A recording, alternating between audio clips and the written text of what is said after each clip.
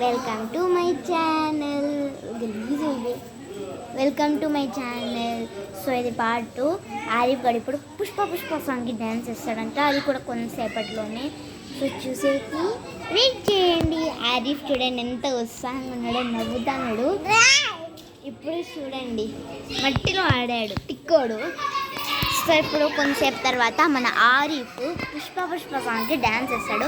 ఎలా ఉంటుందో కామెంట్లో చూడండి. సో ఇక్కడ మా అర్ఫా సోహెల్ ఆడుకుంటున్నాడు మట్టిలో. చూడండి గైస్, కనపడ సోహెల్ ఇద్దరు దేక్కువ